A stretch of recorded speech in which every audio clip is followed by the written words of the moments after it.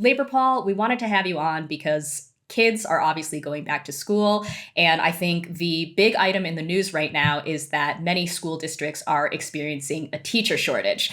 Now, I think that probably most of our audience knows that you yourself used to be a public school teacher. You're not anymore. So in a way, you are contributing to the teacher shortage. But of course, we wanted to have you on to talk about what's been going on.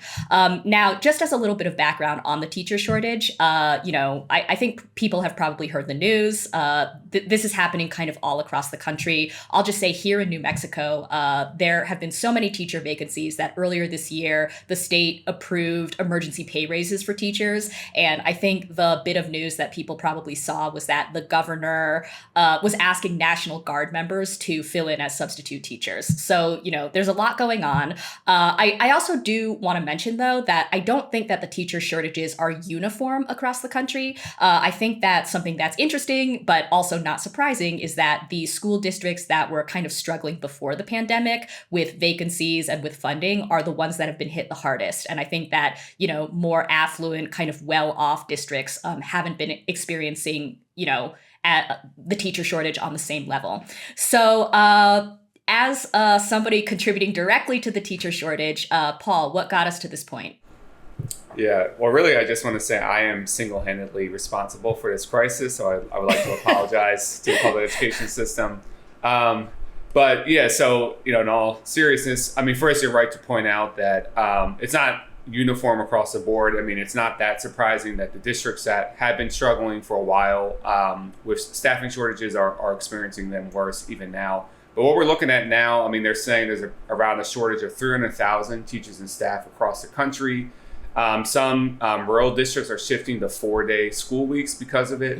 Mm-hmm. So, this is pretty bad. But I think, I'll start by saying, like a lot of other things that we're seeing now, this was a problem before COVID. And COVID, I think, kind of helped push it over the edge and exacerbate it even more. And I think a lot of this stems to, simply like, teaching is just an extremely difficult job, even when everything is going right, even when you have all the resources. But of course, in so many districts, the resources are just not there. And I think everyone's a little biased about their own job being uniquely difficult. And I guess I'm in this way as a former teacher, but it really is hard to overstate, just how much work goes into teaching. The hours do not exist just from, the school day, all the extra time grading, lesson planning, reaching out to families. So it's an overwhelming job that's just been made more and more difficult over time. And I think it's hard to pinpoint an exact time when all these dynamics started, but I think we can kind of look at the 2008 financial crisis and the aftermath of that, this wave of austerity where, federal, state, local budgets are being cut, and especially school districts. And we saw, and that produced a lot of terrible things. It also produced some positive developments and fightbacks from teachers union. We had the famous Chicago teachers strike, 2012. That was really initiated in response to a wave of school closures around that same time in Philadelphia. Unfortunately, we didn't have a strike against it, but there was something called the Doomsday Budget, which was passed. About 25 schools were closed. So really, since that time, you've just seen the quality of the job decline. So, higher, class sizes, less resources, less support staff. In Philadelphia for a long time, we didn't have school nurses in every building. We had very few librarians, counselors being cut. So all that has kind of just been grinding on teachers for so long. And COVID kind of pushed some things over the edge. And we've had in the last 10 years a 35% decline in enrollment in teacher education programs. So that's a huge drop off. And, just to kind of paint a picture, if you are a first year teacher in a high poverty school district that's underfunded, what you're walking into, you're walking into, you're going to have 35, 40 kids in your class. Very likely, in many cases, not having air conditioning. So actually today and tomorrow in the Philadelphia Public School District, this is only the second and third day of the school year. Many schools are having a half day because of the heat and they don't have air conditioning. Buildings falling apart, roofs leaking. And then, you're in a classroom where, there might be many kids with special education needs. There's not enough staff to support that. In the same class, you might have other kids who are advanced and are bored because, you're not moving fast enough. So, you're dealing with all of that at the same time. That's what you're walking into, and your salary is like you're starting at like 45,000 per year in some cases. So, I mean, this was, again, the turnover rate was already bad before COVID, these conditions, and you have to get a degree. So most people are in debt to be making such little money, to be working so hard. And I think so many teachers were at this point already. And then with COVID, it was kind of like, why am I doing this anymore? So, COVID with the virtual learning, I think was a hard adjustment for many teachers and put more stress. And then I think another factor was the return to school because we know public schools are so important for socialization. And actually, from some of my former coworkers, they kind of reported last school year when they returned from virtual learning, there were so many more fights among kids, so many more behavior problems because, they were missing out kind of on some crucial years. So it was kind of like coming back into that, it's made even worse and more stressful. And I think so many teachers, for all these confluence of reasons, are just saying like, enough is enough. We just can't do this anymore. Why am I doing this when I could another job, make more money, less stress? So it's really about this declining quality of the job for decades now. Yeah. I want to pick up on this point about the pandemic because, something I was thinking about is, teachers' unions are perpetually under attack from Republicans, right? I feel like during the pandemic, though, the right kind of found sort of new ammunition in, number one, these kind of curriculum culture war battles, but two, the pandemic lockdowns. The lockdowns, I think sort of ended up being very politically unpopular. This is, I just feel like I have to say not to blame the teachers or the unions. I think when the pandemic was active and going on, the lockdowns probably were the right thing to do. Nobody knew how COVID was going to play out. But, as you just pointed out, they did lead to kind of emotional and behavioral problems among kids. I think remote learning was incredibly difficult. And so as a result, you now have a lot of parents who are may have to be working from home themselves, are incredibly frustrated that, they're suddenly dealing with the kind of double duty of having to be at their jobs and doing this childcare. And so it kind of became a political tornado, I feel. So the broader question for you, I guess, is how do you feel like the pandemic changed the leverage that teachers' unions have? Yeah, and it's a good point because I almost think it was like a no-win situation for teachers' unions during that period because, you're right, virtual learning sucked. And I think, and to be fair, I think teachers were very clear like that it wasn't good and this wasn't the ideal, but there's just no getting around. It sucked and it was hard on parents and students.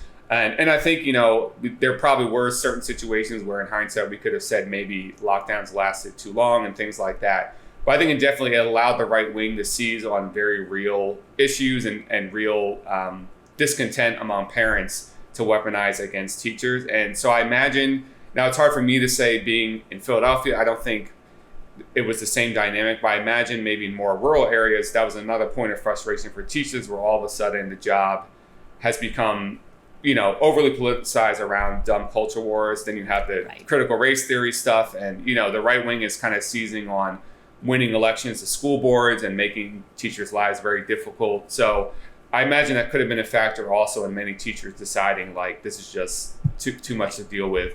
But yeah, I think it definitely was a setback for teachers' unions and I think maybe in the public eye and how much the right was able to kind of step into that space. But now there's like another just contradiction being thrown up where it's like, these right-wing governors who've been attacking education for so long. They're also now dealing with this crisis of, oh shit, now we got to fill these classrooms with teachers. What are we going to do? I think, you've probably heard about certain areas. They're like saying veterans can just come in the classroom and start teaching. There are some areas where they're offering like $10,000 bonuses to teach. But again, that's like a short-term one-time thing. If you're not improving pay and conditions over the long term, you kind of have to, I think, have a passion for teaching if you're going to deal with a job that difficult and in less resources. So I think someone who might be looking to get in quick for the short-term pay, it's hard for me to imagine they're going to last if they don't really improve the quality of the occupation over the long term. Yeah. I think, another kind of difficult piece of the puzzle is I was just reading that public school enrollment over the last at least year, maybe 2 years, has also dropped, right? So there's, now far fewer students actually going to public schools than there was prior to the pandemic. And that, of course, affects funding. So it seems like, you have a kind of snowball effect where the public school system is, feeling pressure from all different angles, which of course just makes conditions worse across the board. So I suppose the final question for you is, number one, how have teachers and their unions been sort of fighting back? Aside from just dropping out of the workforce, how have teachers and their unions been sort of fighting against these worsening austerity conditions and working conditions? And number two, like, what can we all do to revitalize public education and kind of break out of this vicious cycle? Yeah, I think pre-COVID, we saw a great example like the Red for Ed movement, the strike wave that happened in places like West Virginia, Kentucky, Los Angeles, Oklahoma. So I think that was a great example pre-COVID of what the fight back was looking like. And a lot of that was kind of rank and file led, and leadership kind of followed along after that. And so, those were over these same kind of austerity conditions. And I think teacher unions have been trying during the COVID pandemic to highlight, like, we'd be in a better position to deal with this if we had more resources. I was on the show during the height of it talking about Philadelphia, where, our message was we want to go back to school, but our buildings literally do not have ventilation to be able to do that correctly. So they've been trying to, use that message. I think it's a tough argument to make in this moment. But you see that happening. I'm interested to see, now that we're mostly back in person and kind of returning a little bit more to normal, how those fights over austerity are going to pick back up, maybe in a non-COVID context, because they have to keep continuing in this way. But yeah, broadly speaking, we have to get to a point where we are not funding education solely on property taxes, because that's clearly just going to reproduce these same dynamics. We don't have to look very far in this country to see like what can work for public education, because many of our kind of more affluent suburban districts, not even extremely wealthy areas, but many of those school districts are working well. And, parents are not drawn to charters or private schools in that way because they have faith in their local public schools. And it's for a very clear reason, that they are funded better because there's a more affluent tax base. So we know kind of what works. It's already happening in our own backyard, but we need the funding and support to do that. So we need just to have a massive shift in the way we fund education. And it has to come ultimately at the federal level, but I think there are ways we can start fighting at this on the state level. In Pennsylvania, we've been fighting forever to tax fracking, which isn't taxed at all, to fund our education system. In Arizona in 2020, they won a ballot initiative to tax the rich to fund public education more. So I think those state level fights can be waged and won on the road to more federal funding across the board for public education that is not based on a locality's property taxes. All right. Well, Labor Paul, thank you as always for your time. Hopefully we will get you back on sooner rather than later. Thanks for having me. Always great to be here. If you like this video from The Jacobin Show, please hit like and subscribe and share with your friends. Thanks.